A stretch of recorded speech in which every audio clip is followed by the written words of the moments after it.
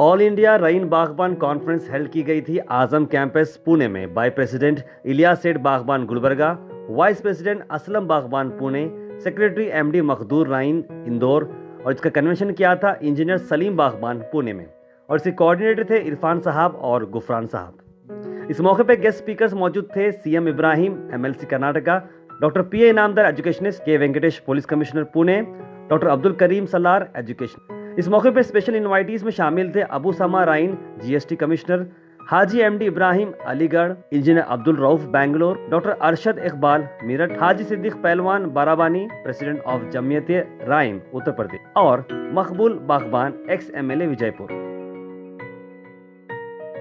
इस मौके पे कई सारे अवार्ड दिए गए जिसमें शामिल था शान हिंद अवार्ड जो कि इलियास सेठ बागबान को दिया गया क्योंकि वो ऑल इंडिया प्रेसिडेंट है और पहली मर्तबा राइन और बागबान कम्युनिटी को एक प्लेटफॉर्म पे लाया। शान महाराष्ट्र अवार्ड भी इस मौके पर दिया गया। इकबाल खलील अवार्ड जो कि मेमोरियल अवार्ड है मेरठ का, वो अवार्ड भी इस मौके पर दिया गया। इस कॉन्फ्रेंस की खास बात यह थी कि इसमें कई सारे लाइफ टाइम अचीवमेंट अवार्ड भी दिए गए जिसमें शामिल थे हाजी अयूब सेठ बागबान गुलबर्गा से, हाजी पापा भाई बागबान कोल्हापुर से, हाजी मुन्ना सेठ बागबान मुंबई से और खदीर सर अहमदनगर से। इस मौके पे फकरे महाराष्ट्र अवार्ड भी दिया गया सादिक साहब को जो कि काविश कोचिंग क्लास चलाते हैं, जिनमें से 2 स्टूडेंट्स आईएएस पास हो चुके हैं 2018 में। रफीक बागबान को भी फखरे महाराष्ट्र अवार्ड मिला। फखरे महाराष्ट्र अवार्ड दिया गया अफरोज सर को जिन्होंने म्युनिसिपैलिटी स्कूल को डिजिटल फॉर्मेट में लाया, यानी कि अब स्कूल के बच्चे बुक से जगह टैब ले जा सकते हैं। आइए चलते हम बात करते हैं ऑल इंडिया रईन बागबान के ऑल इंडिया प्रेसिडेंट इलियास सेठ बागबान के बारे में। क्यों बनाया गया इन्हें ऑल इंडिया का प्रेसिडेंट? इलियास सेठ बागबान जो पिछले कई सालों से बागबान कम्युनिटी को सर्व कर रहे हैं और 3 स्टेट के वो प्रेसिडेंट भी हैं और अपने कई सालों से उन्होंने 22 स्टेट कॉन्फ्रेंस भी किए। ये सारे कामों को देखते हुए, उनका इन्वॉल्वमेंट देखते हुए कम्युनिटी ने डिसाइड किया कि रईन बागबान कम्युनिटी के लिए इलियास सेठ is a right choice. Ilyas सेठ ऑल इंडिया प्रेसिडेंट बनने के बाद उनका ज्यादा फोकस बिजनेस और एजुकेशन पे है। इस इवेंट के साथ साथ एक बिजनेस कॉन्फ्रेंस भी रखी गई जहां पर कई सारे दिग्गज लोग बिजनेस कॉन्फ्रेंस को अटेंड किए।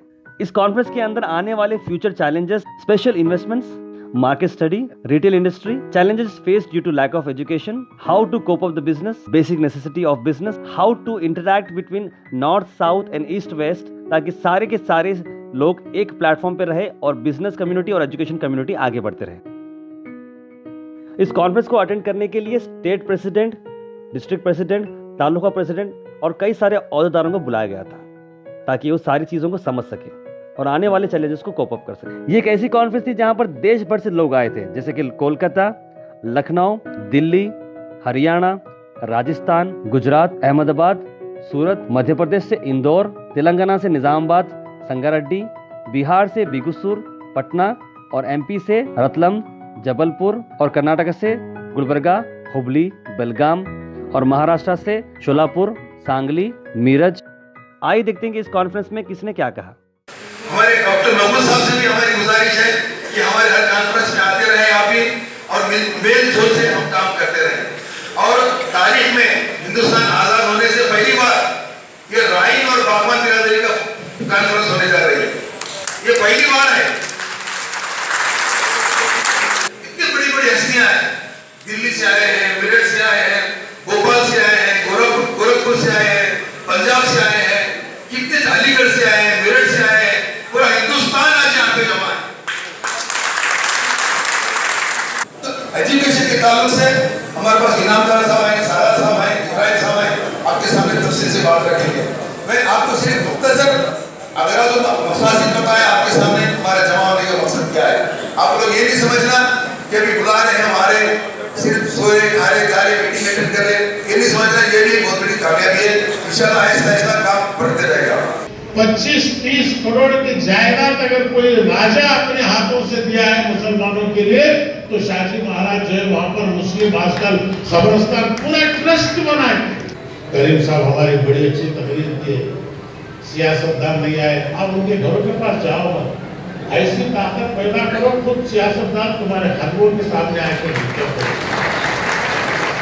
क्योंकि सियासतदान क्या है? मतलब दान लेने वाला फकीर है। बागवान जिसे हालांकि आप ओरिजिनल जो है एग्रीकल्चरिस्ट है, काश्तकार है, बागवानी करने की वजह से जो है बागवान हुआ। और व्यापार भी आपके हाथ में। अल्लाह तबारक व तआला का सबसे बड़ा करम है, क्योंकि सुन्नत मोहम्मद मुस्तफ़ा सल्लल्लाहु अलैहि वसल्लम के राह में चलने वाले 90% बागवान बीमारी के लिए इलाज के लिए जाएंगे तो डॉक्टर आपसे एक प्रिस्क्रिप्शन लिख के देगा कि अगर आपको इस बीमारी का शिफा चाहिए तो आप इस मेडिसिन को 3 वक्त 7 दिन के लिए ले लीजिए, इंशाल्लाह आपका वो इलाज होगा। मगर 7 दिन के बाद उसी डॉक्टर के पास फिर पेशेंट चला जाएगा। जाने के बाद फिर डॉक्टर से कहेगा कि मेरा इलाज नहीं हो रहा है। उसका क्या मतलब है? डॉक्टर ने पूछा कि आपने इस दवाई को ली है क्या? नहीं, मैंने नहीं ली है। आपने कहा था इसको 3 बार लेना है, तो मैं 3 बार उस प्रिस्क्रिप्शन को, वो चिट्ठी को मैं पढ़ता था कि इस एंटीबायोटिक को मुझे सुबह लेना है, वो सुबह पढ़ता था। इस एंटीबायोटिक को दोपहर में लेना है, मैं दोपहर में पढ़ता था। इस एंटीबायोटिक को मैं शाम में लेना है, शाम में पढ़ता था। इसी तरह लगातार मैंने 7 दिन इसको पढ़ा है मगर लिया नहीं है। ये डॉक्टर सुनते ही उसने कहा कि आप सिर्फ सुन के नहीं करेंगे, इसको अमल करेंगे तभी आपका इलाज होगा। मैं चाहता हूँ इस कॉन्फ्रेंस के जरिए जितने भी लोग आप आके यहाँ सुने हैं वो सुन के अगर ऐसे चले जाएंगे तो इस कौम का इलाज नहीं होगा। अगर आप इसको अमल करेंगे तो इस कौम की जो एकता है वो एकता पूरी होगी। हर एक कोई पुलिस अफसर को लगता है कि ये गैलेंडर मेडल जिंदगी में मिला, पहले मौका नहीं मिलता है, मौका मिलने के बाद मौके का फायदा करके गैलेंडर दिखाने का बहुत ही कम संदर्भ आता है। तो वैसा वाला 2 काम बागवान साहब किया है और पहला एनकाउंटर मुंबई में उनके हाथ से हुआ है। तो ऐसा एक्सीलेंट ऑफिसर मेरे को बुलाया, इसलिए मैं सुबह उठ के आ गया और बहुत ही अच्छा काम जैसा समाज का वो समझा रहे थे मेरे को कैसा प्लान किया है। तो आप सबको शुभेच्छा है और जो अपने अपने फील्ड में एक्सपर्ट्स है उसके लिए सलाम आपके लिए। और समाज पूरा मिलकर बहुत अच्छा देश के लिए तरक्की करने